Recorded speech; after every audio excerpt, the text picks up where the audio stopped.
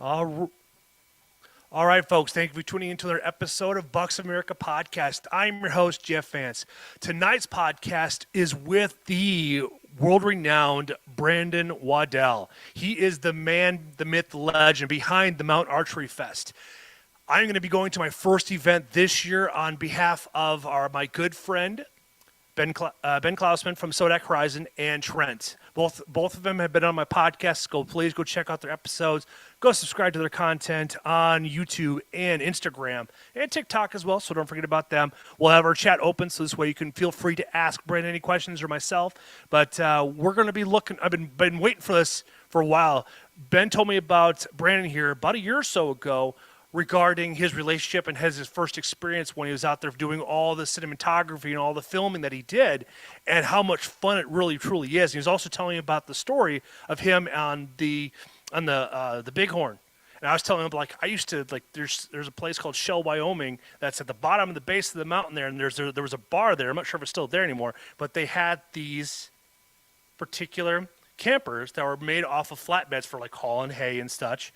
Well, it was just, these campers are well designed, where they have a bed, they have a furnace, they have everything you want.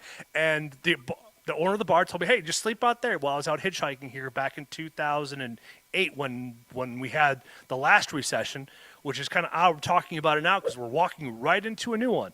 So anyways, Brandon, tell us about yourself. Tell us the origin of how you've become to be the person you are today.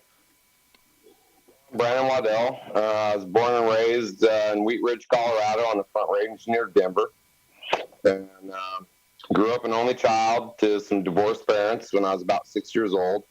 So I grew up in a stepdad, stepmom, stepbrother, stepsister world, and pretty normal for the most part. But then got an opportunity. My mom moved to Durango, Colorado, which is where I still reside today. And I was about 10 years old then when I moved there.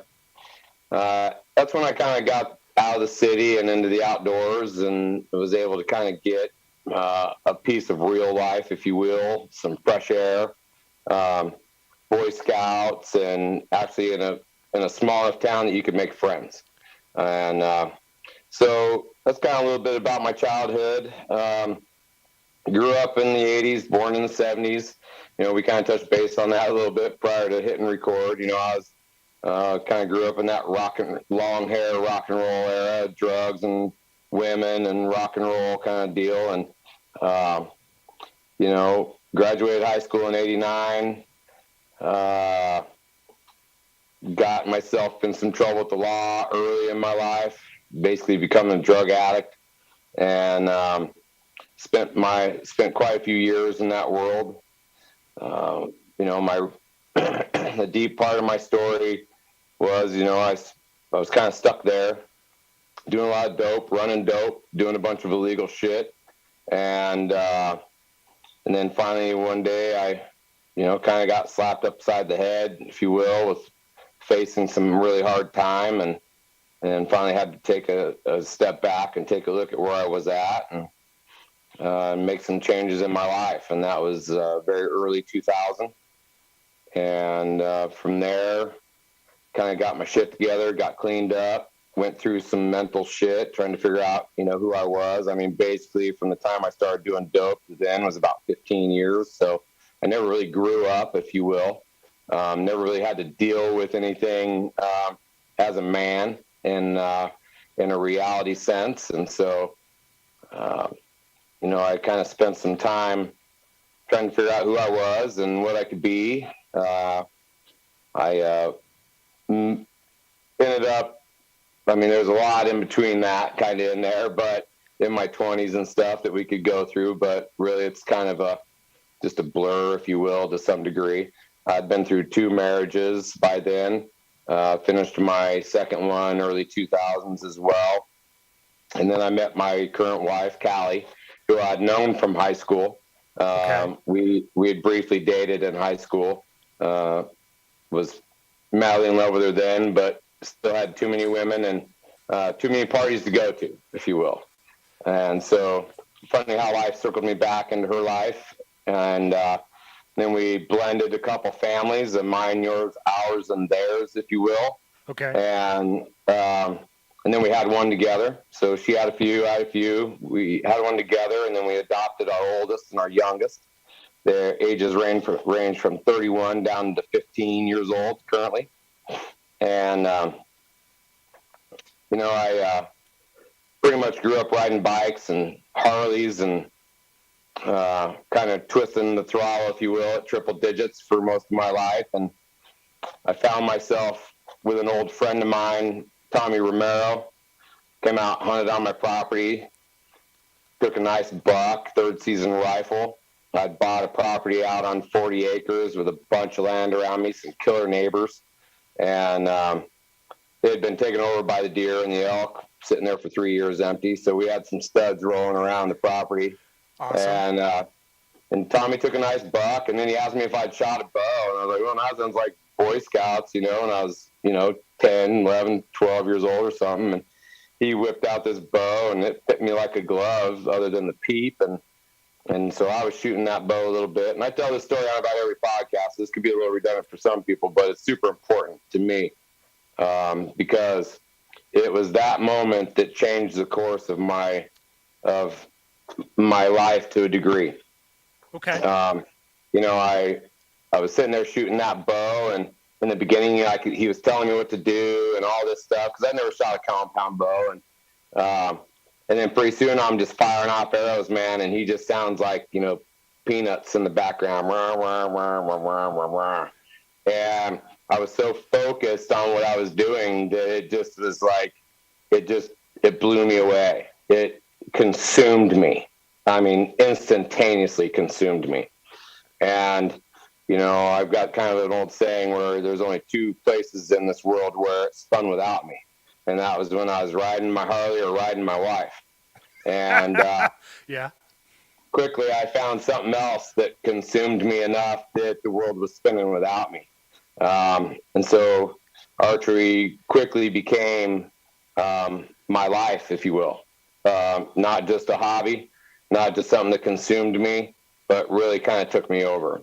And from there, you can kind of fast forward through a few years of being just enormously engrossed in the sport, being a complete gearhead, absorbing everything I could from any person who would give me any information, show me anything about the sport, including hunting, calling,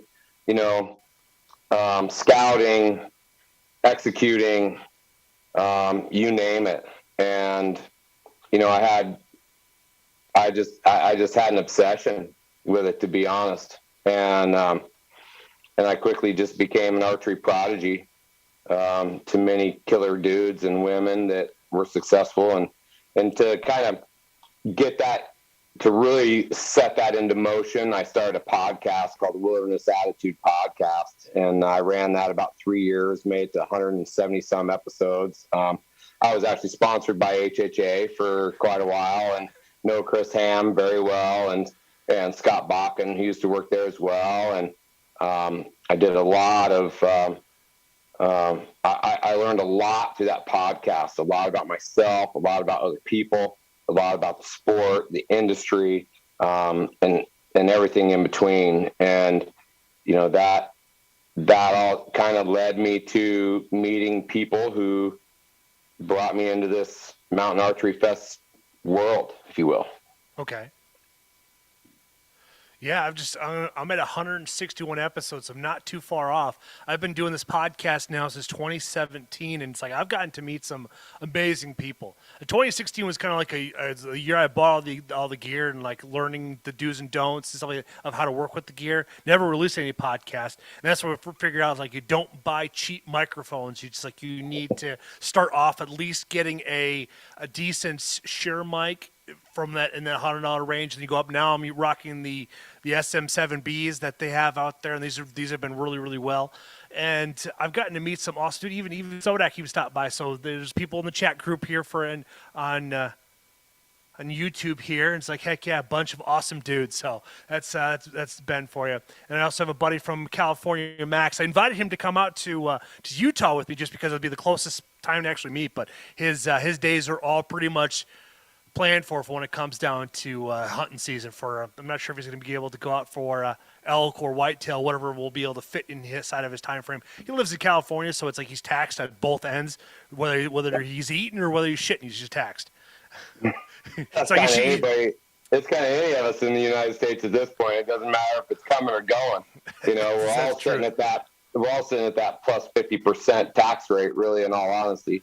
So yeah, but they get a little bit harder, I think, out in Cali. That's for damn sure. Oh, that they did, and then they just spitude fest everywhere else and just dismantle the entire economies in the areas that they go in and infest. It's like a toxin that comes in, and it builds as a pimple, and then now we're almost time it's going to pop, and it's like now it's going to destroy everything around it because they decided to bid up all these properties that should have been kept at 150, 175,000. We've been dealing with Californification in Colorado for 25 years. I mean, it's pretty much nothing new to us. The only thing and the people used to bitch about all the Texans and all that kind of shit in Colorado, but really they kept us a little bit more true to our own selves longer than we probably would have. But I can tell you that, I've always called Colorado the little California. Because for some reason, I don't know, it's just because we start with a C, like we just gotta, like we're the, little stepbrother or some shit, but it's always been kind of a little deeper in Colorado, right behind them, it feels like. But. Yeah, then it goes to Arizona because I know I have some friends out there in Arizona. It's like it reminds me of 2006, 2007, and what's going on right now out there. And it's like that bubble's gonna pop, and it's like they're forecast to be in the top 5 most affected cities in America from when the bubble does finally pop. Yeah, absolutely. And I mean, pre-Obama is when, it really it got pretty bad. And then you knew when those hard red states, hard red counties flipped blue, that you knew that Californication had achieved its first goal. That's just kind of my conspiracy theory with it all, to be honest. Yeah, it's good to have those guys on the YouTube live. That's cool. I'm glad they're tuning in. Ben is an awesome dude that I've gotten to know in the last couple of years. We're stoked to have him on our team at MAF at this point. I think he's an extreme asset to this community, to our board, to our business, and to, and even to, anybody that's involved with him. He's a great guy and a leader. And I think, if you're listening to this and you don't know who Ben is with Sodak Horizon on Instagram, you need to check him out. A great godly guy, good family man, great friend, extremely intelligent person, and has a great eye behind the camera. So I think he's got a future in front of him that is, it's him versus himself at this point, because he can crush it. He can crush it any other way. Oh, for sure. That's something that's Alexander the Great said. His biggest enemy is me.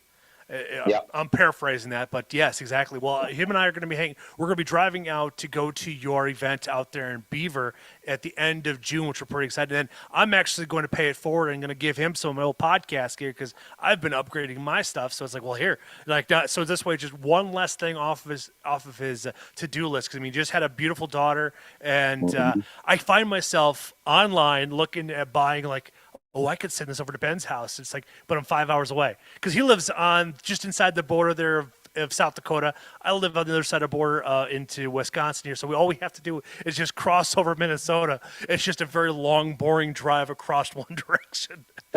Dude, and anything in Minnesota on I-90, right? I-90? Yeah, that is a shithole highway. I'm telling you that right now. I traveled that a while back in a semi, and it was like, I was driving in the middle of the night to try to make it into the corner of South Dakota there in the southwest corner to a place to get a stainless steel tank put on a rig. And dude, I was driving through the night, and there was pieces of the highway that would just disappear. Just disappear. Like you were cruising along, and the next thing you know, you drop 6 or 8 inches into abyss, and you'd be there for as long as they decided to keep you there before they put you back on a normal pavement. And then in the passenger lane, there was potholes deep enough to fit, a Prius in it. I was like, it was just mind-boggling to me how messed up that highway was. Now, it's been a handful of years ago, 10, 12 years ago, but man, It hasn't gotten any it better, was awful. except from La Crosse to Rochester is actually the only good stretch of highway. Because then once you get to Stewartville, then you get out to I-35, that intersection, then go out west, it's just nothing but tore up. It is just absolute. When I go to Okoboji, I will come off of I-90 and drop down to Highway 90, just take a 2-lane highway, just because it's not as fucking bumpy. It is just Yeah. absolutely horrible. And you're driving a big rig or you're buying a truck and you don't have good suspension or good shocks on it, you're gonna feel everything. It's like you feel like you just got done riding off on a Harley without the benefits of having the wind to your face. Yeah, like riding a hardtail. So that's basically what I was doing. I was bobtailing a 10-wheeler with nothing on the back end of it, man. It was like from Greensboro, North Carolina to there. What was that? What's that town down there that I went to in the southwest corner that's right off the edge of the state line? Well, so you have Yankton, you have Beersford, you have Sioux Falls. Sioux Falls. It's the last big town before you cross state line, right? Yes, well, once you cross into Minnesota, well, depending if you're going west of 90, that will be the first big city when you cross into South Dakota, or So the last one going east. It was the last one going west. I was going west towards Colorado, so it wasn't Sioux City. We've been Sioux Falls. Sioux Falls, yeah. Yep. Yeah, and it was silly. I'll tell you that. it was bad.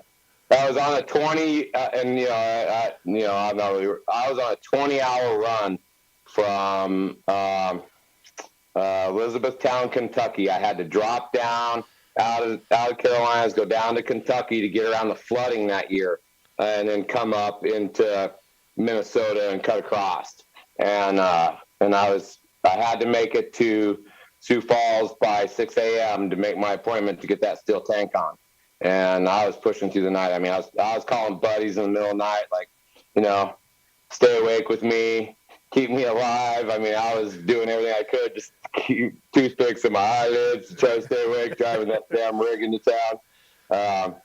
But yeah, that was back when I was a little bit younger, man. I could push.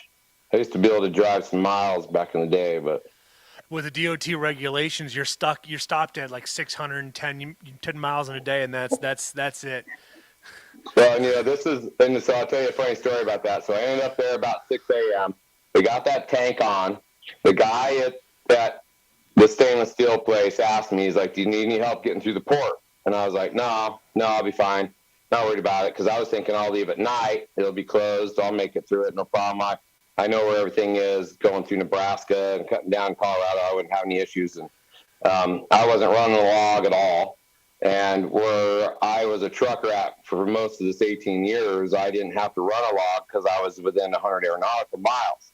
So, I was just kind of rolling my dice the whole way there and just blowing through port and blowing past ports and not stopping. And anyway, I got pulled into this port going into Nebraska there, and I pulled in, and this guy says to me, he's like, I rolled across the scale, and he's like, get your ass in here. And so I flipped the bitch and went in there and walked in, what's up? What do you need?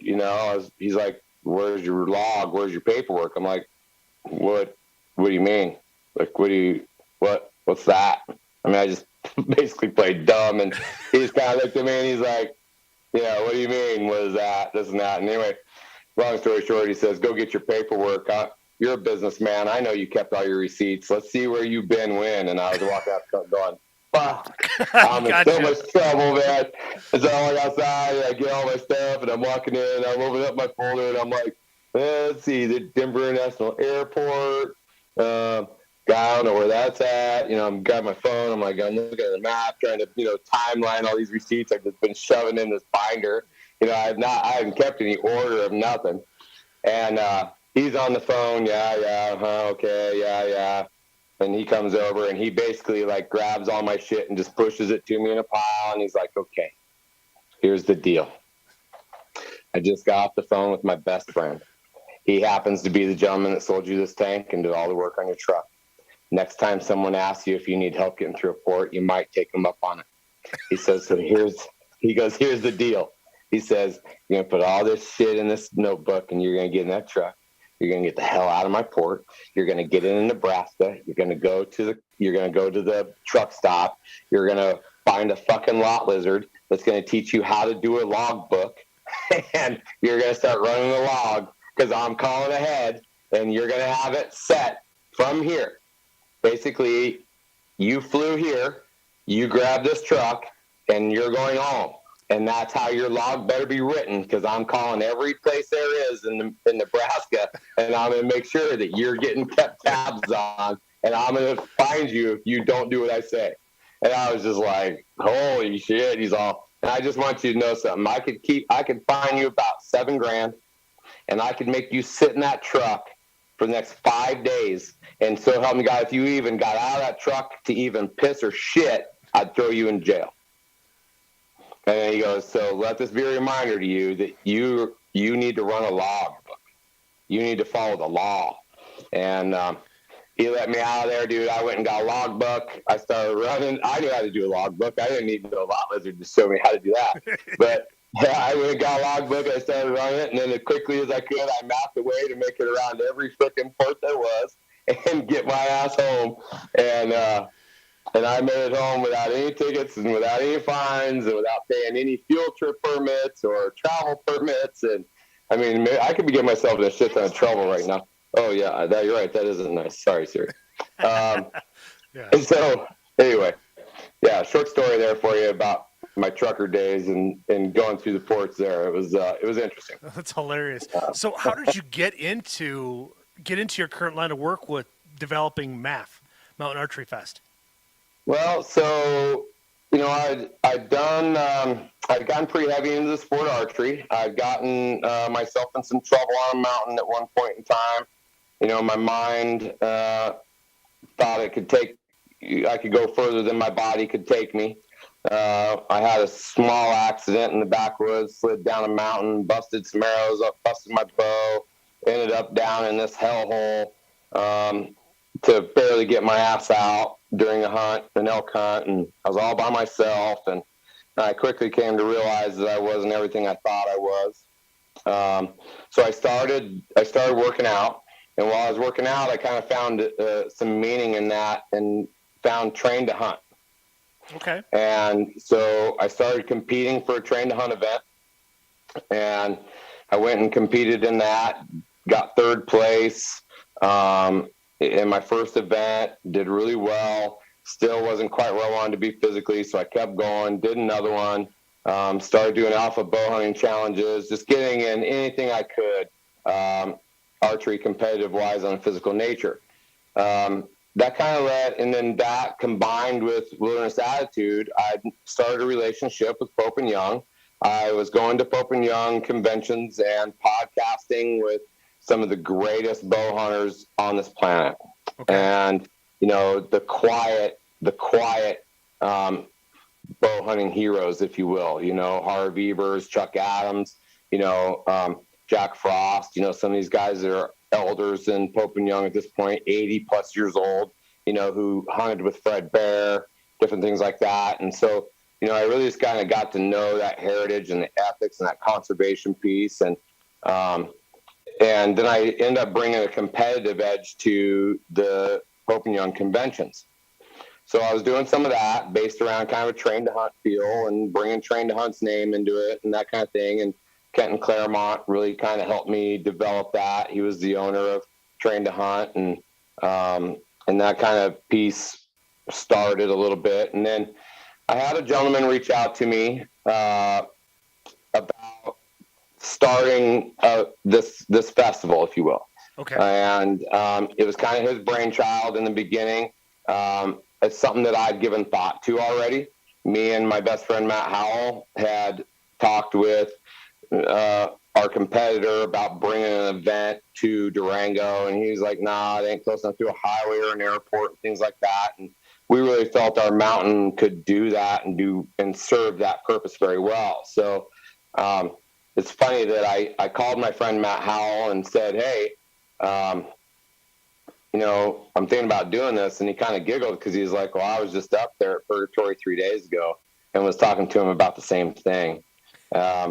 You know, and we both contacted Purgatory separate from one another, even though we went to Sean together to talk to him about all this stuff. And then this gentleman that had approached me, he wanted me to be his mountain manager, basically. Like he was going to do contracts, sponsorships, mountain agreements. He was going to do all that, all the advertising. But he had heard through the grapevine that, I set a good 3D course. I was really good at this. My name came up in multiple conversations that he had in the industry. So he reached out to me, and I kind of hemmed and hawed about it a little bit. I was like, well, I don't know. I mean, I'm doing this podcast, and it takes up a ton of my spare time. And, I'm a father of 9 kids and married, and I run, a couple other businesses, and I just didn't think it was going to fit. But I was intrigued, about the opportunity. So the next thing I know, I'm up at a Donnie Vincent film in Denver, and this gentleman totally comes out of nowhere, and he's like, I knew I'd find you.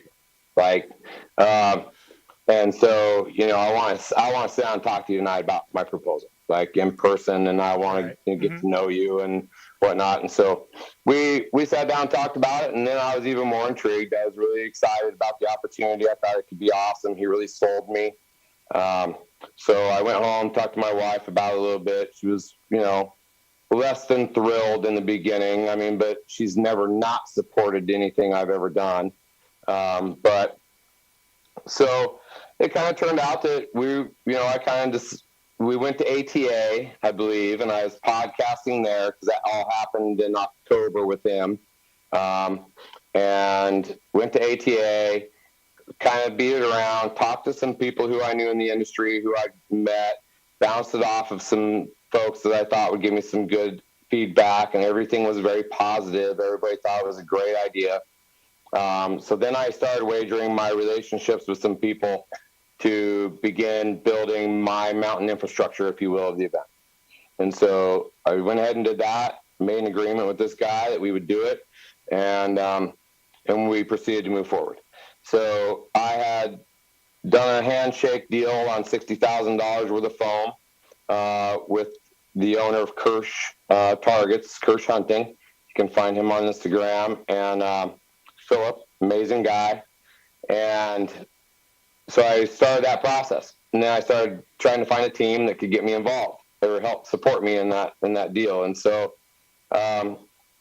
quickly in this relationship, this other gentleman ended up finding himself in some hard times, needed to step away from what we were doing. Basically said, look, I'm out. As quick as we were in, he was out, and he needed to do this, to kind of save his marriage, save his life. Some things came about that were definitely warranted for his exit, and I completely understood where he was at. And he basically signed everything over to me and said, I want you to do this, good luck, and so I went for it. I went back home, kind of thought about whether I wanted to or not with the wife, but I got the $60,000 of the targets I'm coming, and all these people I'd talked to. We already had the dates, we already had contracts, we already had, we had advertising already going and my name on it already, and I just didn't feel like turning back was an option. So thus the Mountain Archery Fest was born.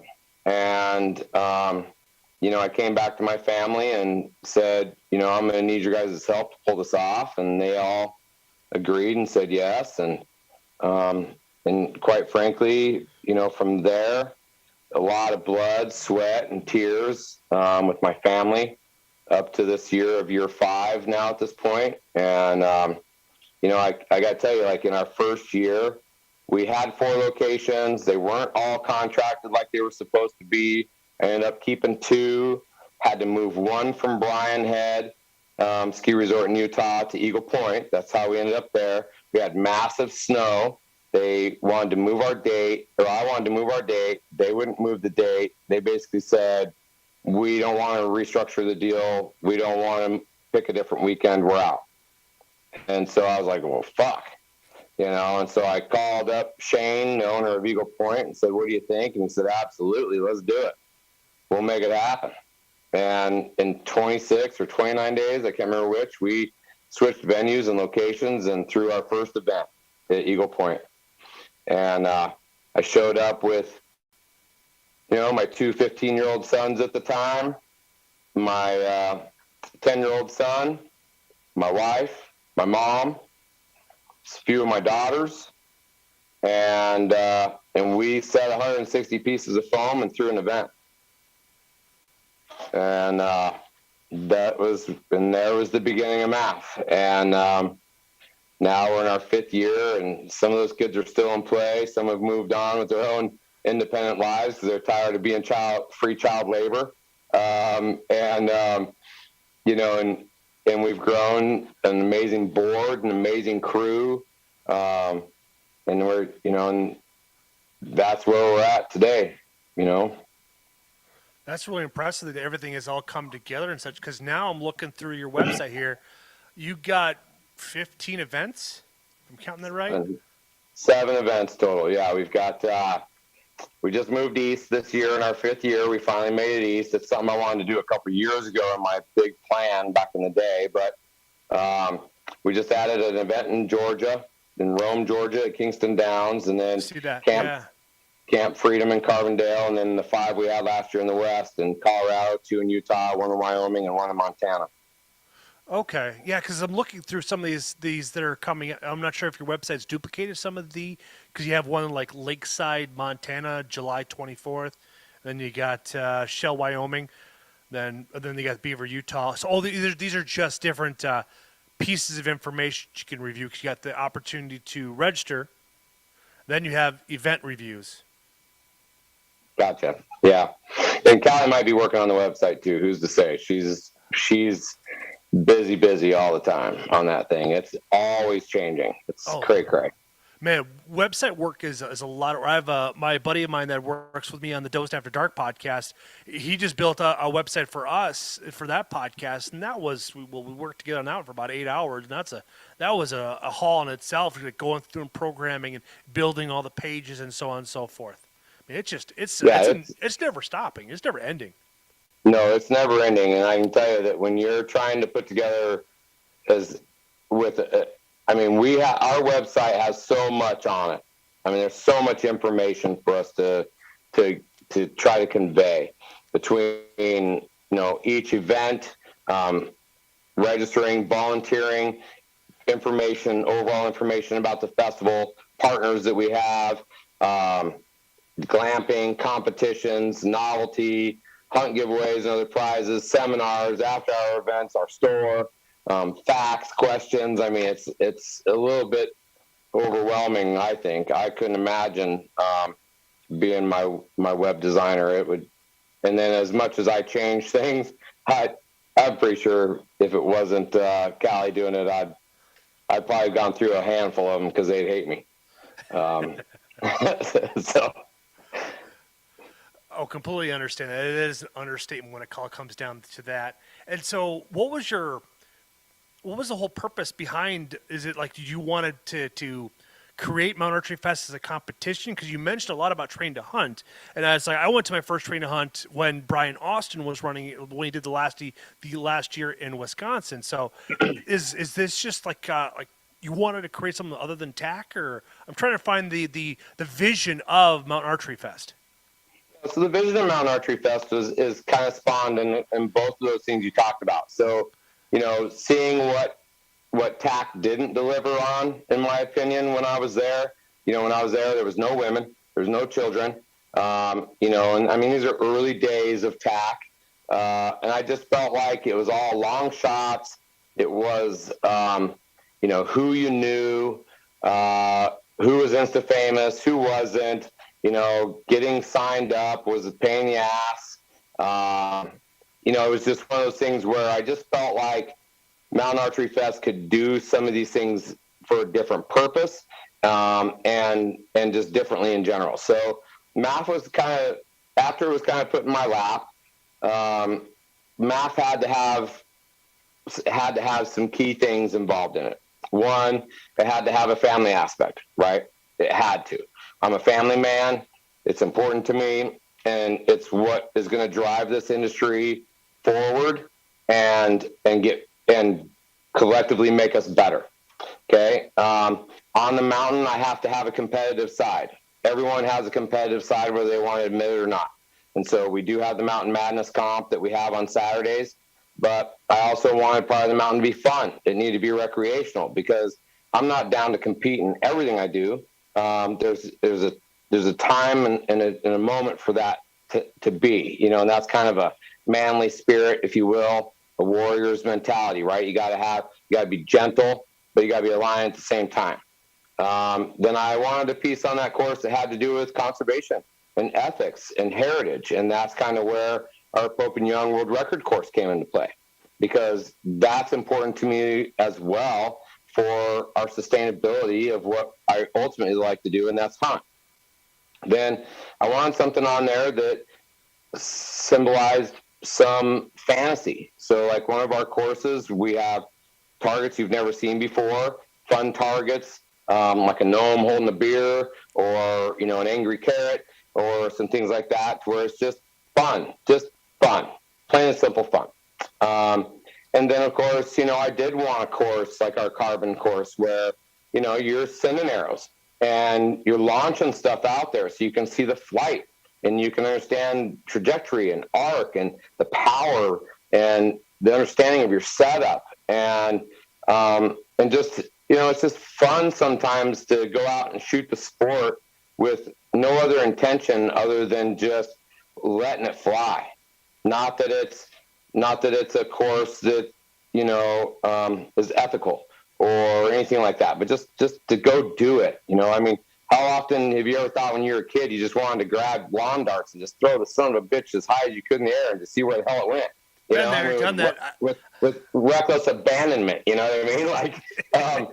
So that kind of is that course. And then, of course, in the early days, I had kind of, which we still have, a Western hunter style course, right? And that is something that's kind of true to my heart because of the hunting piece. And I wanted people to be put into scenarios that were realistic to the things that I was dealing with, that I'm good at, or things I've done that I've succeeded, or, things I'd like to see people improve upon, that you read about statistics of certain shots that people want to take or shouldn't take. And it's really a course to really teach you about your true ability. And then, over the years, we've brought, and of course I always had a kid course because I want the kids to have their own space. They need to be able to have the ability to go out and be kids and learn them, in their own space, right? And get that cause and effect, and that's a course that kind of, to me, replaces the phone, replaces video games, because the values that it brings, and like I mentioned, the cause and effect, and the concentration, and the mindfulness, and being present, I think is super important. So, and then last year we started the track action mobility course, which, not only brought our family aspect together, but, that MAF has done, but now we're just the most inclusive 3D event in the USA. Now we have a course that's for people that are in chairs or have some disabilities, or that just creates opportunity for them that TAC doesn't, because the courses are too long or too steep, or or just too difficult, or the shots are all too long, or and then as we've grown, I just always, every year I kind of find a new need that we need to fill, that is just kind of a space in the archery demographic that's being left out. So MAF has grown in its 5 years, but first and foremost, the first 5 were the foundation of what I wanted to achieve. And and I think we've done a great job at that. And I wanted it to be able to serve those hardworking blue collar families that want to grow in the sport, whether it's just to shoot foam or just to be around other like-minded individuals in a safe place that embodies as much American-made product as we can, and raising a patriotic sense as well, because ultimately when you look around MAF, it's who I am, and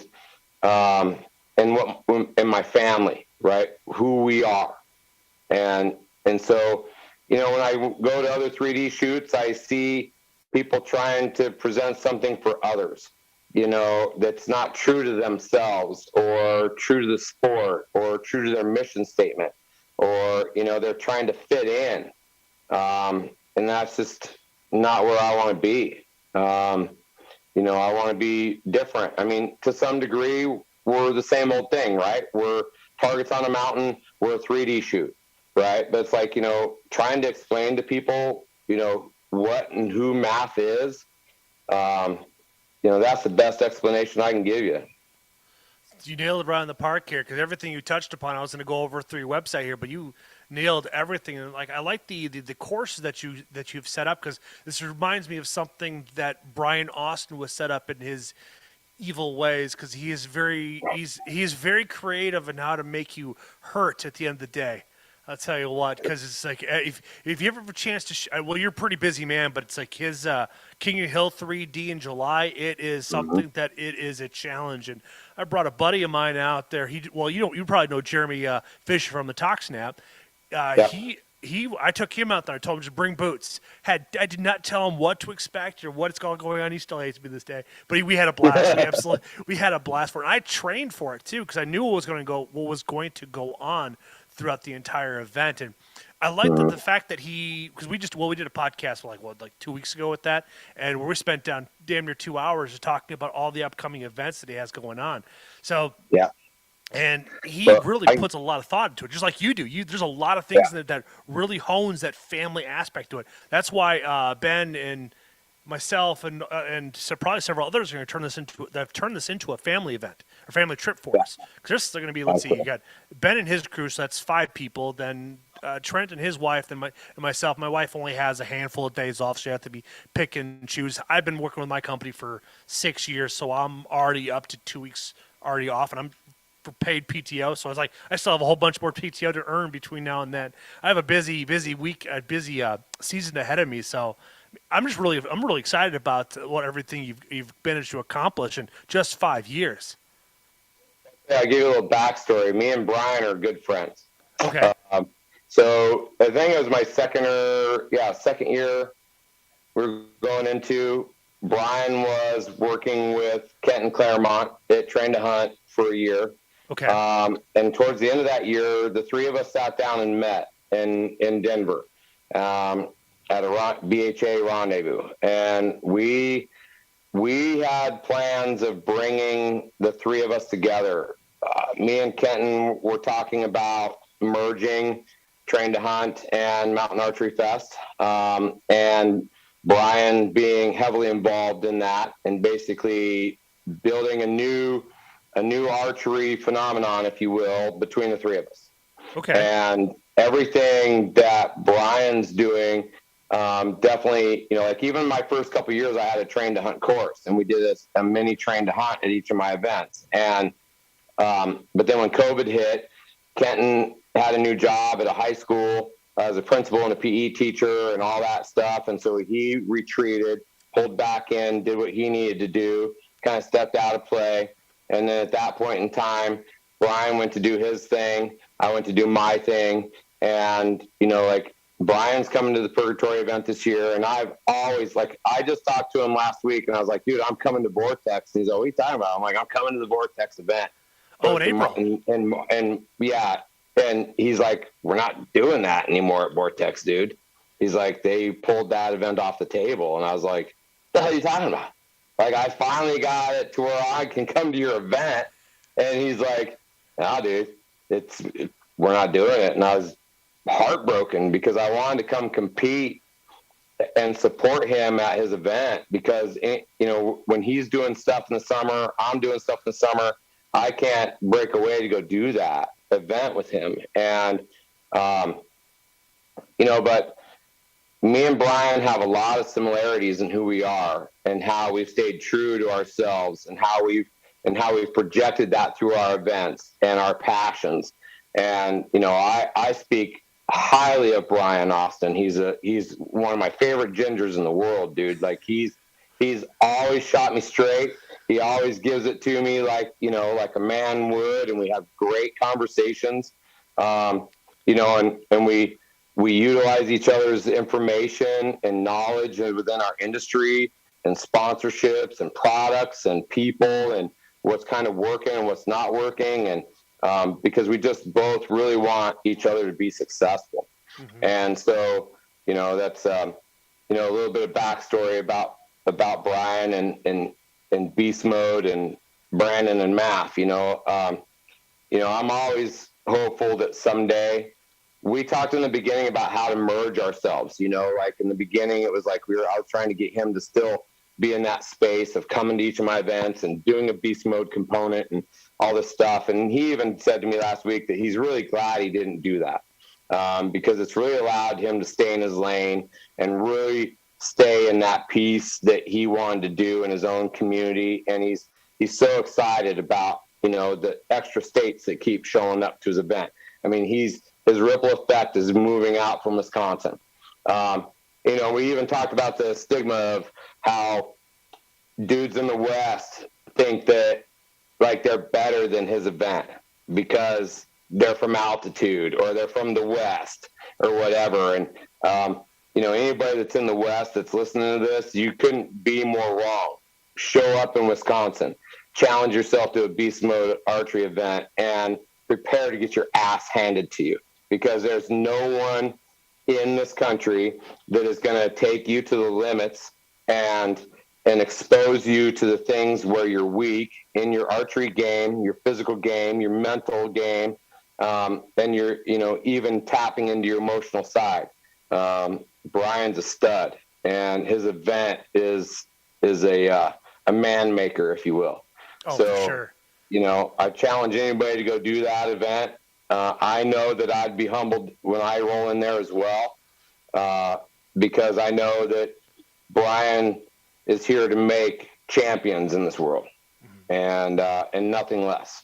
So get this right. So the endurance race at the end of April he's no longer doing that because I just got. So the endurance is, but the indoor vortex one is what I was referring to, and it was supposed to be the first weekend of March. Oh they did take that off. So off the list.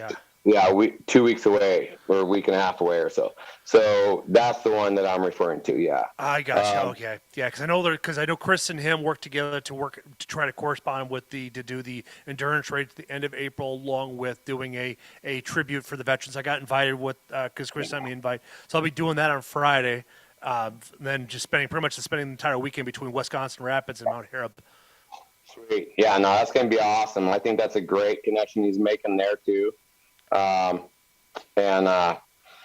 yeah, making it to Tyrell Basin for one of his mountain events is not going to happen in my calendar this year. And that's kind of what I was all calling him to tell him I was going to try to surprise him to come, next weekend. And I'm really glad that I didn't buy plane tickets because, that would have sucked. I'd have shown up and been like, where's everybody at? You got that right. Well, he did the Quiver Shiver here just a couple of weeks ago, and that went off really well. And plus, they got some snow along with it too. Nothing treacherous because there's some areas like I completely missed the snow, and it just went around by. Now it'd be perfect for next week because starting tomorrow till Thursday, we're supposed to get like 14 inches of snow.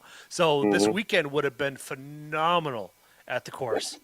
Yeah, I think, there's a fine line between kind of where he was at and getting a little more to where it would have been dangerous, but having a lot more would have made it perfect in the snow department. And because, when you get to a foot of snow, then the crash and burns are just fluffier. And, snow gets a little deeper, but it doesn't hurt you any, right? It just pisses you off. So I thought when I saw that come across the internet, I was like, that's epic, but I had my concerns about how it'd be received, but he's done the legwork. His platform has built the premise for that to be successful. And that's because of who he is, how he markets, the team that he has around him. And the relationship he has with Tyrell Basin is super important. As an event director, I know how important that can be.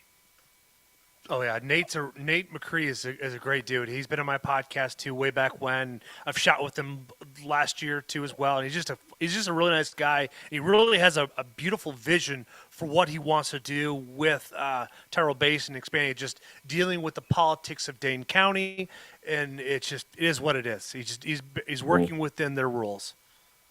Yeah, I've never spoke with him, but I spoke with Brian about the opportunity of bringing a mass event there, and we've always kind of discussed that it's just not quite big enough for what we need at this stage in the game. I've looked at some stuff way north in Wisconsin, because like I told Brian, I'm not interested in stepping on anybody's toes per se. I mean, obviously, I kind of pick on TAC a little bit to some degree, but only in the sense that that event has made me better at doing my event.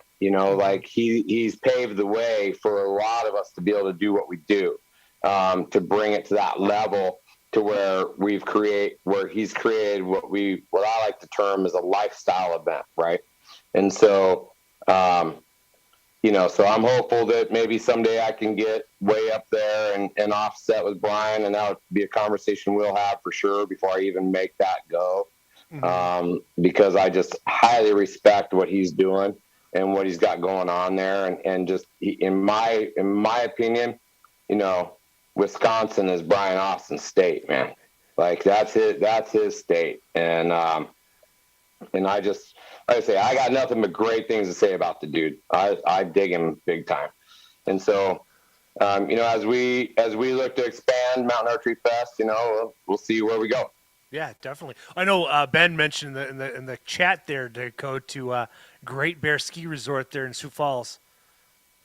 Yeah, we'll see. I've looked at that. I won't really. I try not to mention too much about places where I'm considering going because I've been cock blocked, if you will, a couple times by making those things public.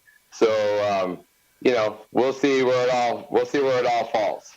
Which makes sense because there's a lot to consider. Making sure everybody has enough room and ample space, because you also add glamping as an opportunity for those that want to be able to be more at the ground floor of everything, being part of the event. Because I know I've talked to Armando from the Bow Hitch, and I'm wearing David's bow spider and stuff like that. And those guys have both go to all your guys' events, well, between TAC and Mount Archery Fest. So it's like they like to try to do as much as possible. We've got amazing vendors and sponsors that are behind us, and anybody that's a vendor, that they're family. I'm very particular with who I bring in, and sometimes that can hurt me to some degree because people are always like, why isn't your vendor village bigger? Some of the reasons for that is because, if I don't believe in you and your product and I won't stand behind it 100%, or if your attitude just doesn't blend with who we are, then, I shy away from inviting some people. I'm not trying to be, I'm not trying to, I don't know what's the right word be, but, I'm not trying to discriminate anybody, but I just take my time. It's like how I choose a resort. It's how I choose locations. It's how I choose people who are going to be a part of our event, because look, my kids are going to be there. My family's going to be there. I need it to be safe. I need it to be secure. I need it to be a positive environment. they need to be family friendly, and they got to be able to play in the sandbox with other people. I've been in situations in the last 5 years where you think that's their game, and then they get there and they're talking shit about another vendor / competitor, and that doesn't reside well with me. So I'm excited about everybody we have coming this year. I'm excited about the new ones we have. But to go back to kind of Armando, dude, he's a brother from another mother, man. He's my cholo. And, me and him talk a couple times a week. He is literally come to be one of my really close friends. Things have happened in my life or different things. I mean, he's just, we've just had a very open dialogue from day one. And I'll never forget the first day I met him down at a shoot in New Mexico. And I walked up to him and he had this booth there, and I asked him what he had and what he was doing, and he showed me, and I thought, well, that's pretty freaking cool. I said, how simple is that? I'm like, God, why couldn't I have thought of that? It was like, it seemed so easy. And sometimes those are the products that are the best there is, right? And so, man, I bought the first one he ever sold. Mm-hmm. And I still have that original one, rides on my ride or die bow. And that's when I invited him to come to MAF and got to meet his family. And I knew the minute I met him and Dougie that they could fit right into who we were. And so, yeah, those guys, and that's what's cool is that, no one rides or dies with just one event, right? I mean, they're in the business of getting their product into as many hands as possible in this archery industry. And I love people that are pushing for themselves and their product and going where they need to be and doing what they need to do. And so, I mean, I got some dudes that follow us to every event, some that don't. And I just want them to be successful. That anybody that has anything to do with MAF, I just want them I want them to grow. I want them to be successful, and I want them to be proud that they're a part of what we're doing. And so I just work really hard to make sure that happens. That's the best way to look at it, man. I'm really definitely looking forward to going out to Eagle Point there in Beaver. I bought some new podcast gear and stuff like. Cause I knew Ben was already talking to you about putting together, doing an in-person podcast. Like, this is going to be great, mm-hmm. But now it's like it's all going to come. You reached out to me ahead of schedule, and I'm looking forward to going out to this particular event. So, what are some of the things that for me? First time showing up to your event, what are some of the things I should prepare for since it is February and this event is in June? What are some of the things I should really focus on physically that I should pay attention to help myself be prepared for said event?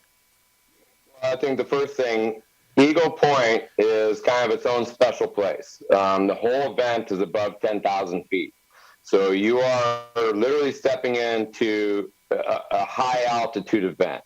I've even got a couple vendors that won't come to Eagle because high altitude they got a cutoff. Some people can make it to 11, 10. Some people they just can't do past 9 or 9,500. They just get high altitude sickness no matter what they do. So the first thing I would tell you is, on a training aspect, high intensity interval training is the way to go. Being able to be able to control your breathing, being able to get ramped up, bring it down quickly, and that really helps you with white blood cell counts and different things that can really help you. If that's be plenty rested before you come. Don't be hot. Don't be training up to the day before you come. Take some time off, a week. Get yourself settled in. Get your rest. Get your sleep. Hydrate. I mean, if you're not drinking a gallon of water a day before you're rolling into Eagle, you could find yourself in high altitude sickness pretty quickly. Another thing I tell a lot of people who come out and hunt or even to that event, Wilderness Athlete makes a product called high altitude, altitude advantage. And, I think that even if I'm going to be hunting above, I live at, 7,500, 8,000 feet where I live in Colorado. And if I know I'm spending a long exerted amount of time above 11,000 feet, I take altitude advantage. I speak for it because it works. And so I would highly suggest that you start taking that the week before you come and take it through the event. Now, some of our other events, they're not at that high. I mean, the highest point on the mountain might be 9,800, 95, 92, but you're not spending the whole 3 days above 10,000 feet. Our campground's at 10,000 feet. The event, every course is above 10,000 feet. Our nightlife is above 10,000 feet. And so that is a mountain that will surely tell you where you stand in that realm of 10,000 plus. Nice.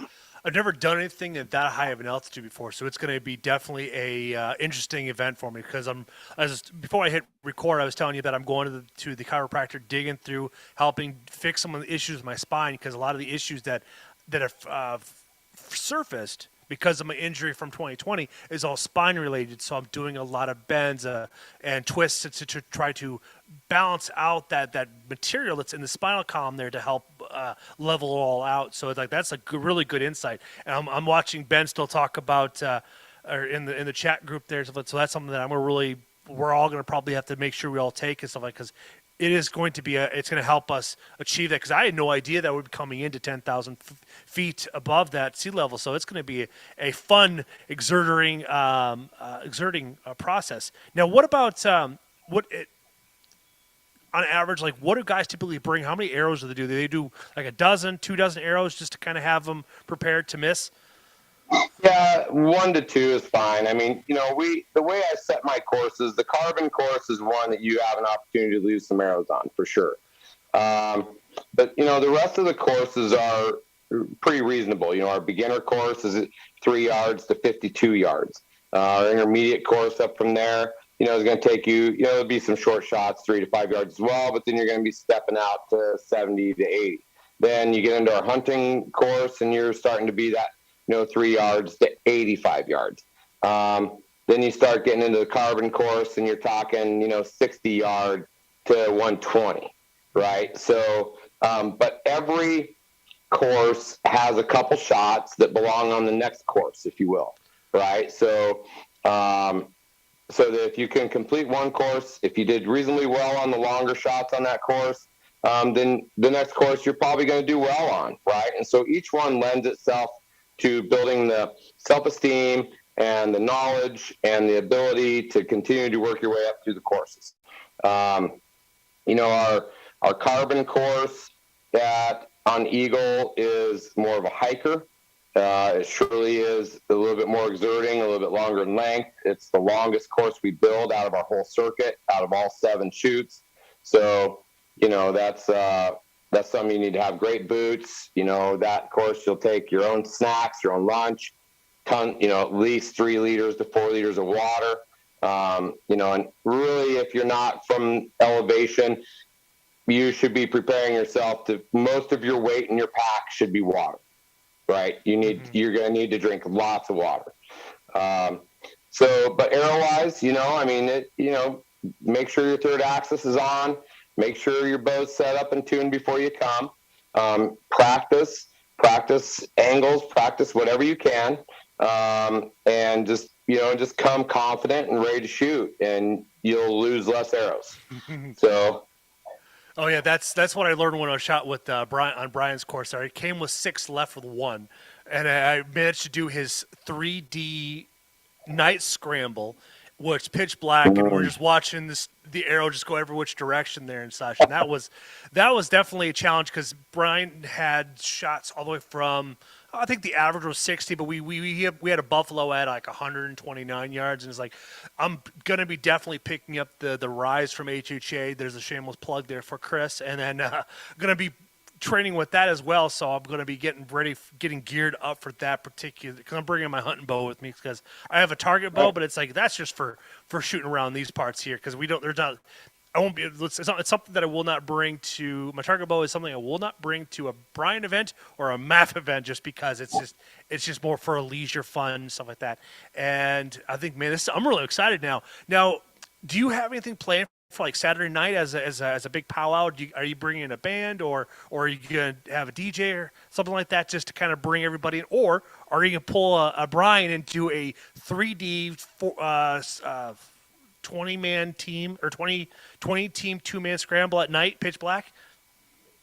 Won't be doing that. But I can tell you, we have lots of festivities that we do throughout the weekend. So starting on Friday, we'll have our backyard bash. We'll have great dinner specials, cornhole tournament.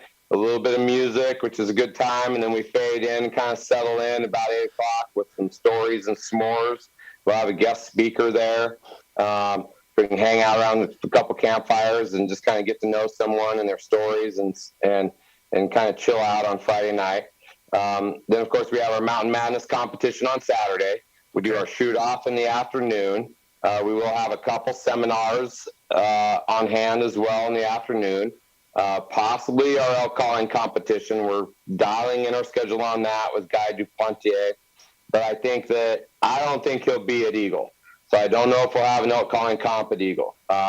He's one of my good friends that kind of has a 9,000-foot cutoff. Okay. My event at Eagle was the first time he ever had altitude sickness. And then, of course, I dropped another podcast I was on today talking about mine and his hunt, elk hunting, where he came off the sea level and went to 11,000 feet, and it was not okay. Like he thought he had done everything he could to be at high altitude, and we quickly learned that he's got a 9,000, 9,200 foot cutoff switch, and he probably will never hunt higher than that ever in his life. Okay. But then after that, on Saturday night, we do have our Saturday night social, and depending on who sponsors that social per event, you can see that entail a few different things. Obviously, we'll definitely have a keg of beer. We might have a short film. We might have another speaker, or we might just be jamming some tunes and just hanging out and just having a little bit of a party and getting to know each other and just doing a social event. So there's a little bit for everybody. We have camping on site, glamping on site. That's a super important aspect of who MAF is, because we want people to be able to just kind of come be families. Bringing a family and getting hotel rooms and eating out and all that can get extremely expensive. So, having a place where you can post up a camper, make yourself a little breakfast or lunch, and have a place to retreat for some air conditioning or that kind of thing. Every event we have great food, whether it's restaurants, food trucks, all at good affordable prices, but it just gives that bigger family an option of being able to still attend our event, immerse themselves into it, have a good time, and keeping the bank account in check. So that's a big piece. Oh yeah, definitely. We've all been planning between Ben and I about what we're going to be bringing. I got a collapsible grill when we bring with 2 burners. I got a couple of different types of skillets and cast iron, and I got a brand new. I don't know if the wife bought it for me or if it's for her, but we got a brand new cooler and stuff like that. So we're going to be. She's all excited because we got a camper given to us and gifted to us, and so now we're going to be spending some time and energy into get it all prepared for this upcoming season. We're not going to bring it out to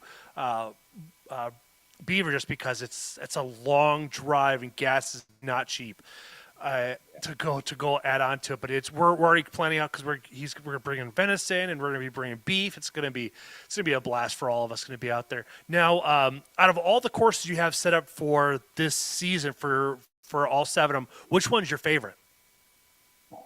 Depends. To shoot, my favorite course is usually, I believe this year it'll be the Onyx course, which is kind of our Western hunting course. That's one of my favorites because, it's a true test of where you're at and your bow hunting skills and your setup and your gear. I highly encourage people to, bring the boots they're going to be hunting in, the setup they're going to hunt with on their bow. Your bino pack, maybe even your top you're going to use, just kind of be in that mindset of utilizing that course to prepare yourself for your upcoming hunts.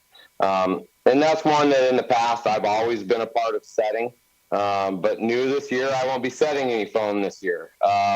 My crew has just risen to the top last year.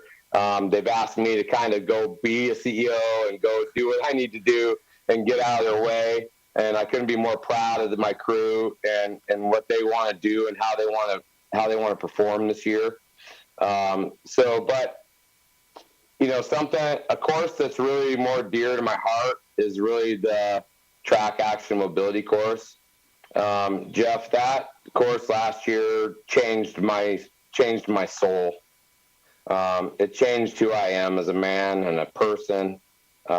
Watching some of these people that are a little less fortunate than us get this opportunity to come out and shoot for the first time in their lives because they've got a chair that will allow them to access that opportunity, or even some dudes that were hunters before or bow shooters before who now have, had thrown that away in their life, and now it's back in their life because of something we've come to offer.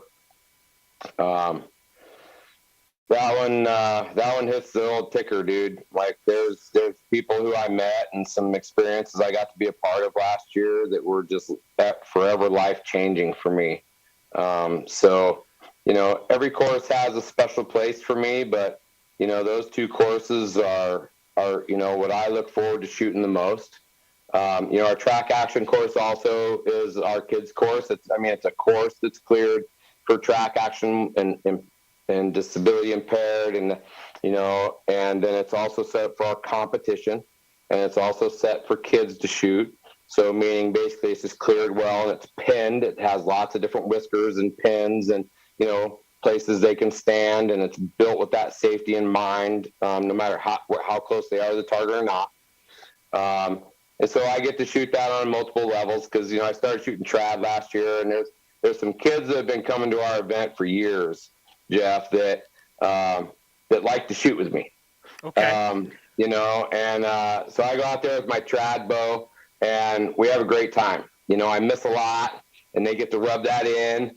And every now and then I connect a good one, and I get to give it back. And, and it's just that course just has a lot of great energy wrapped around it for me. So that's kind of the answers I got for you. That's beautiful, man. That's really cool that the kids have kind of make this a big event for themselves to get to shoot with you, Brandon. So it's pretty special, especially when you get a chance to shoot with people that you've only met online or only had conversation. You actually get to meet their real person, and they're actually somebody you want to meet in real life. Because we've all met some people that are just kind of like we're a big letdown. Like one of my favorite people I got to meet last year was Johnny Mulligan from Iowa.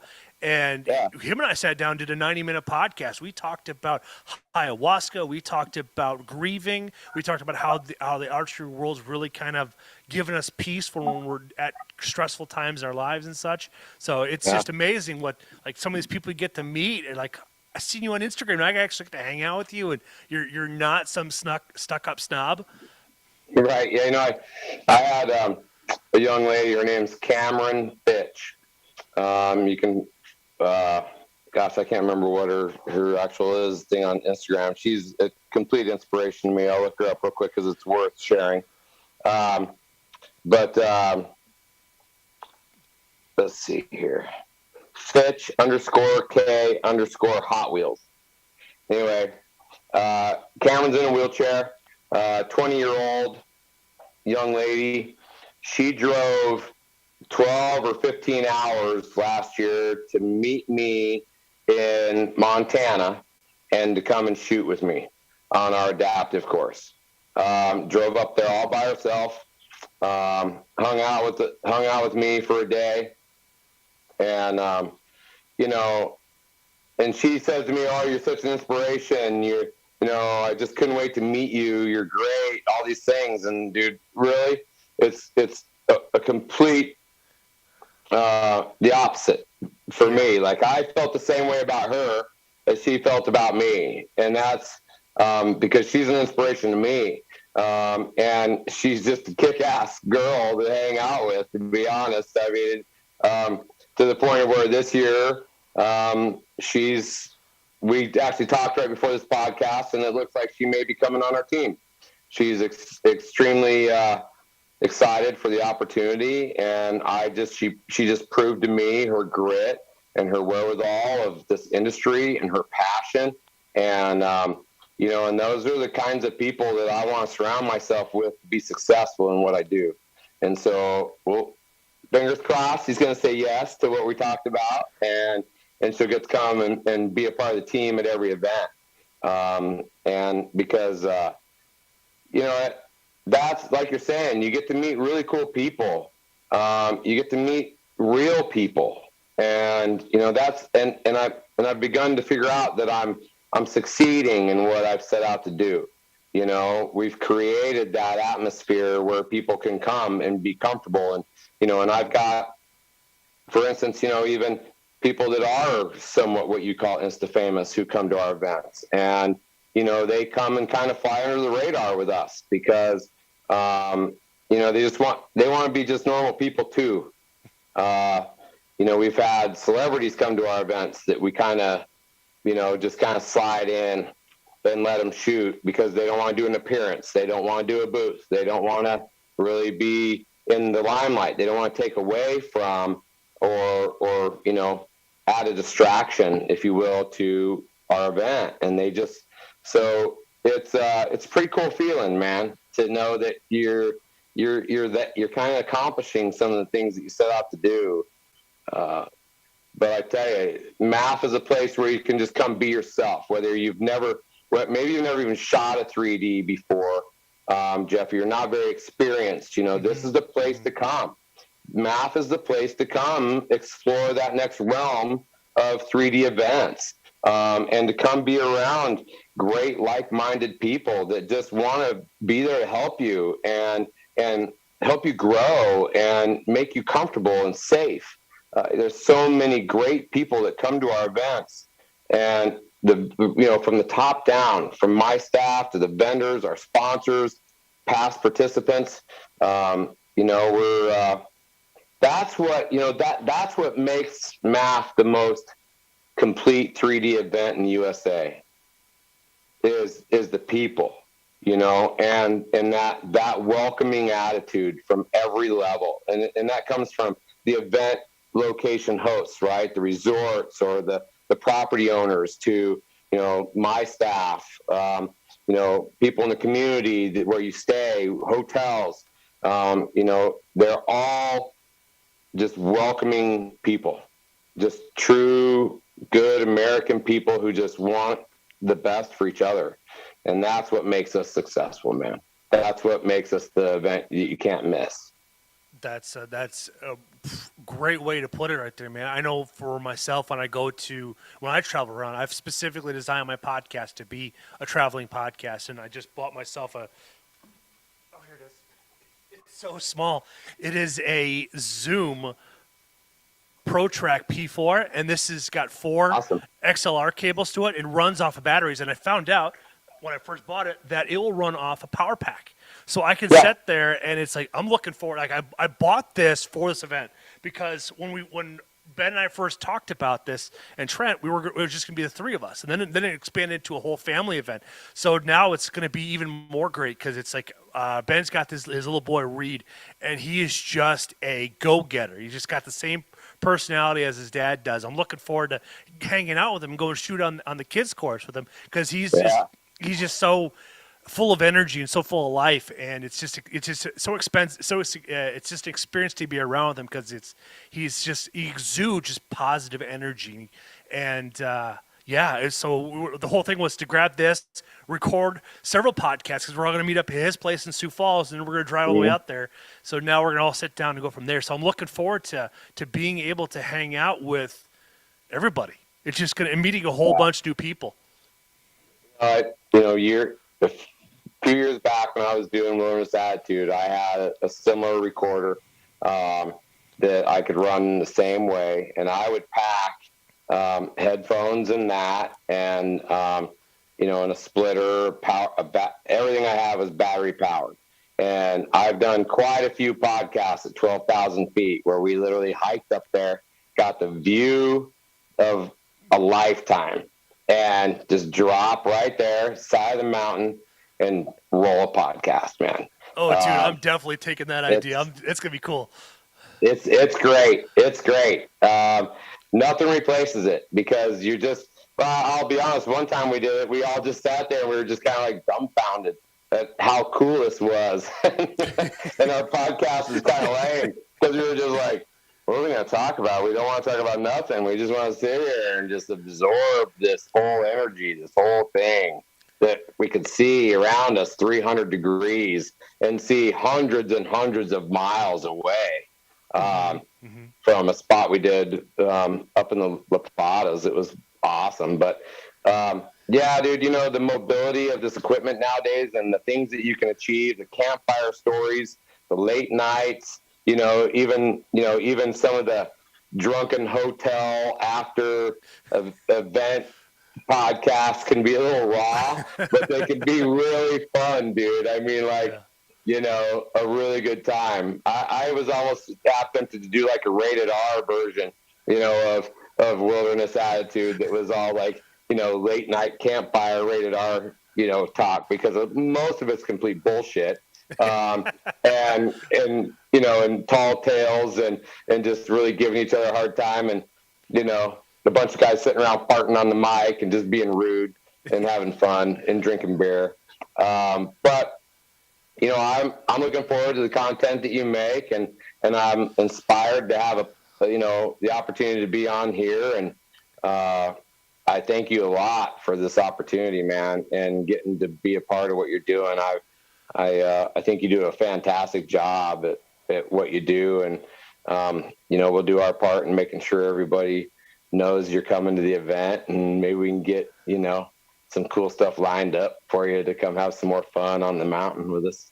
Be cool. I'm definitely looking forward. I know Ben's bringing out his camera. I'm bringing out my camera, and we're just going to be taking pictures and videos. And it's like we're gonna have so much content from out of this. It's going to be amazing, and quick little one-liners, and it's just going to be a blast. I'm so looking forward to the upcoming event and such. And so, at these events, are you able to shoot these, or are you just more of like an overall manager that's kind of walking around making sure everything goes off without a hitch?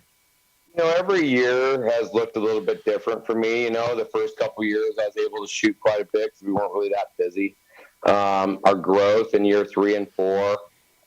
Year 3, I didn't shoot one event. And it was quickly labeled after our post-summer meetings I need to shoot. Okay. Everyone in our crew needs to shoot. We try to set aside time for everybody in our crew to have an off day to be able to go and shoot their bow and mingle amongst our registrants and their friends and family.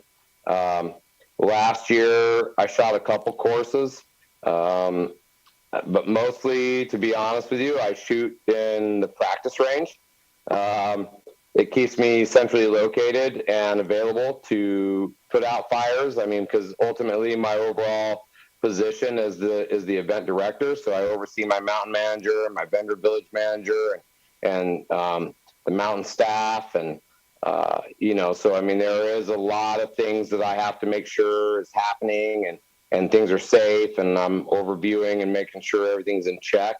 But, this last year, my crew did such an awesome job that I found myself being able to relax a little bit more at these events and being able to be a little bit more available to, like I said, shooting with some of the kids and shooting with Cameron. And so the overall objective for me this year is to, I've got my team in key places this year. I'm not traveling the road with them this year, leading them through the country.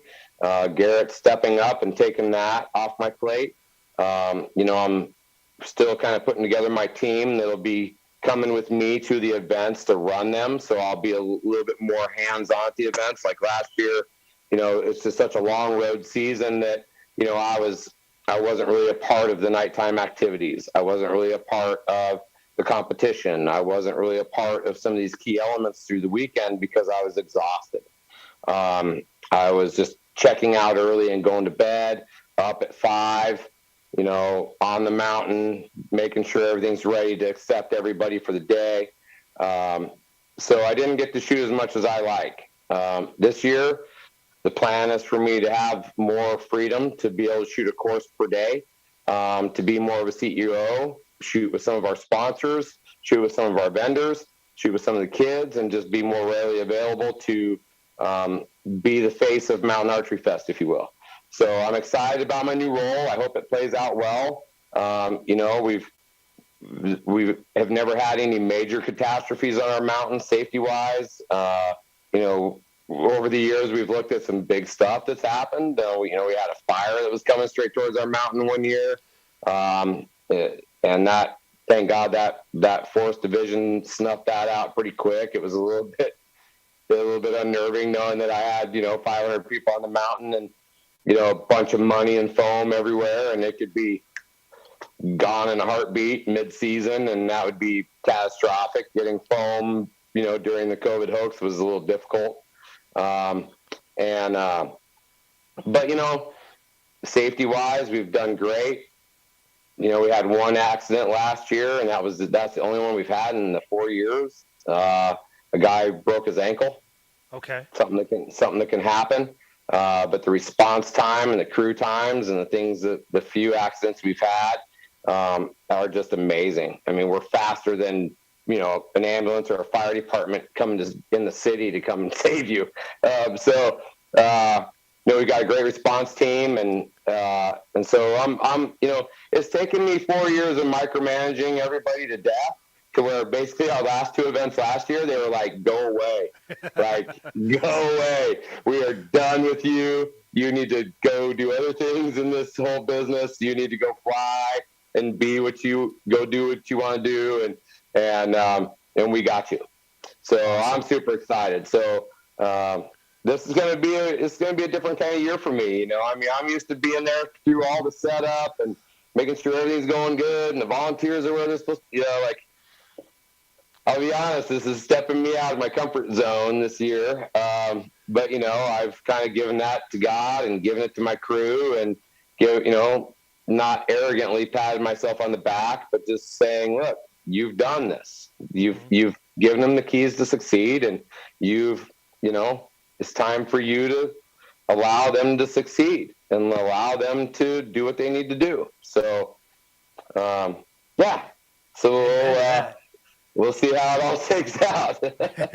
So, is there anything we haven't covered that you want to say before we close out? Yeah, I think something that we've created this year that has another special place in my heart is our volunteer deal. We really want to. I just really want people to know what we're doing there. We love to have set up and tear down crew. It means a lot to us. It's a hard job. We're giving away free day of shooting for every 8 hours you volunteer. We've got this badass T-shirt that you have to earn. You can't just you can't just buy one in Vendor Village. If you are wearing one of these, you have given. You have sweat, blood, maybe tears involved in being a part of what math is. We got great stickers. We've got volunteer positions all through the week, not just set up and take down, but even during our event, we've got great opportunities for people to work 2 hours, 3 hour segments. So maybe you want a little help financially in shooting, come volunteer. We'll help you there. If you don't shoot, but you're a family member and you still want to come and be a part of this great event and do some stuff with us, come volunteer, earn some shooting for your kids, earn some shooting for your spouse. Maybe you're with your local bow club or state organization. Get a hold of me. Let's get your organization involved. Let's pass down some free shooting to kids in your organization or to some other people. Maybe come and volunteer your 8 hours and say, that's for a veteran. That's for someone disabled to come up here and have an opportunity to shoot your track action mobility course. We just want to offer opportunity to anybody and everybody to come be a part of what we're doing. And there's lots of things. Maybe you're computer savvy, you can be in registration. Maybe you're a great salesman, come work merch. Maybe you love hiking the mountain, come be a course guy, and make sure our courses are moving along right. And you can get your exercise in, your steps, and hustle the mountain and have some fun, meet some great people. I mean, we want people to be involved in what we're doing and be a part of our family and be a part of that special thing that we've created. And see the behind the scenes of what we do. We have set from our first year being me and 3 of my boys and a couple girls to setting all that mountain to now there's about a key 10 or 12 of us that have always done it. Okay. And when you come to one of our events and you see what we have set up and what we do and the courses we set, it'll blow your mind that we get all that done in 4 days between 10 people. And so we're just looking to make it a little easier on the crew and be more inclusive and get some more people out there, and check out our stay and play packages we have, which are awesome. They're one set price, a family of 4, and it gets you everything for the whole weekend that you can be a part of, some meals, climate pads, Onyx stuff, shooting for all 3 days, novelty money, merchandise, a massage. Like, it's just the most immersive way to come be a part of MAP on an affordable level. And then aside from that, man, the other thing I can touch on is just how great our sponsors are. We've got Onyx, Carbon TV, and Vortex. Vortex has been with us from the very beginning. They're one of our legacy partners. So is Initial Ascent, PAX. And we can just break it on down. Bowhitch and Sneak Tech, and there's so many that we wouldn't be here without them as well. So, if I had to say anything else, is just thank you to all of you that have come and supported our event, who have shot our event, who have come as vendors, who are there as sponsors. All of this is possible. I get the easy part. I get to be there and see people smiling and people shooting and having fun and telling me how great it is and how much they enjoy it and how they're going to bring friends back and their families back, and they just, and I get to receive all the good stuff. But I wouldn't get my heart filled if it wasn't for all of you that help us achieve it. So just thank you to everyone that's ever been here, past, present, or future. We have room for more vendors and sponsors. We're just getting started, dude. We're just getting started. So. That's awesome. So there we have it. And then, now, I was looking through YouTube. Do you have a YouTube channel, or is that somebody else that took your name? We do have one. Ben's working on that piece for our YouTube stuff. We've had a guy working on that for a while. It never really went anywhere. Ben coming on board has come in to be our content creator. He's building stuff. We're getting stuff on our Carbon TV channel. We're going to be getting stuff in YouTube Shorts, getting some more of that movement happening here real quickly. You'll see that change. We've completely revamped our social media to some degree. We were quite a content page for a while. We're shifting into really being who we are, finding our direction there. So you can find us on Instagram, Facebook currently right now, and then keep an eye out for our additions to Carbon and YouTube coming up. Fantastic. Well, I want to say thank you for everybody tuning into another episode of Bucks of America podcast. I want to say thank you for everybody that showed up in the chat, Max, Ben, and most of all, Brandon. Thank you for coming on and sharing your wealth of knowledge and just exciting about this upcoming trip, and actually providing some really good food for thought for the Utah shoot for being over 10,000 feet. So knock on wood, I don't get altitude sickness. Yes. Do your work. Maybe take a little time getting to the event too. Acclimate for a couple of days coming in. Add a few more days to your incoming trip. It'll be well worth your time. And thank you very much for this opportunity, Jeff. I really appreciate it. And we'll see all the listeners out there on the mountain. And until then, be safe, be well, and God bless you all. Excellent. And then also, I'm going to be shutting off the live stream here, but Brandon and I are going to sit down. We're actually going to talk about a cooking episode. So stay tuned